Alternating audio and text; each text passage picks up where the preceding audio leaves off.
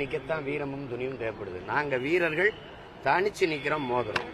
அதுல போயிட்டு அவர் செய்யறாரு அதே நீங்க இத்தனை பேர் 100 தடவை கேட்கறீங்க. கூட்டணி இல்லாம எப்படின்னு ஒருத்தர் கூட கொள்கை இல்லாம எப்படின்னு யாரும் கேட்க மாட்டீங்க. கூட்டணி இல்லாம எப்படி வெல்ல முடியும்? கூட்டணி வச்சாதான் வெல்ல முடியும்னு என்ன மரபா இல்ல சட்டமா? சட்டம் எதிர்க்கு எதிரி எனக்கு நண்பர்னு சொல்லுவாங்க சார். பிஜேபிக்கு எதிரி டிஎம்கே தான், உங்களுக்கு எதிரி டிஎம்கே தான். அந்த வகையில பார்த்தா வாய்ப்பு இருக்கா? அதெல்லாம் இல்ல, எதிரிக்கு எதிரி இல்ல. நாங்கள்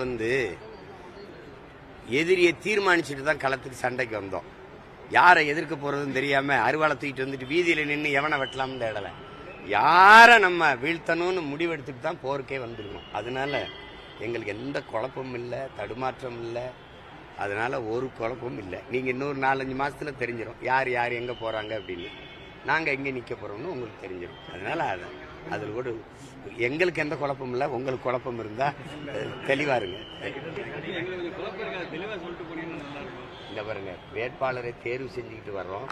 நாங்க விரைவில் எங்க சின்னம் வந்தோடனே அறிவிச்சு வேலை செய்வோம். அப்ப தெரிஞ்சிடும்ல. மீண்டும் புதிய சின்னமா சார்? ஒவ்வொரு தேர்தலுக்கும் புதிய சின்னமா போயிட்டு இருக்கீங்க.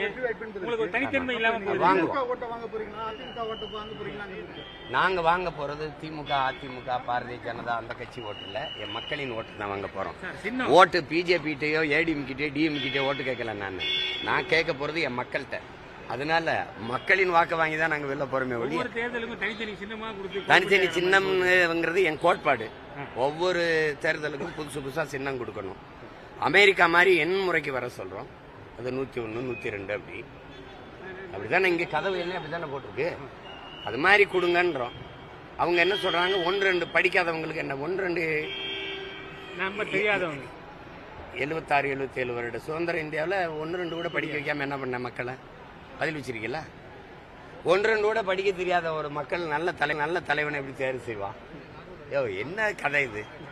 விடுதலை பெற்ற இந்தியாவில் இந்த அடிப்படை கல்வியை கூட கொடுக்காம என்ன பண்ணிட்டு இருந்த நீனு?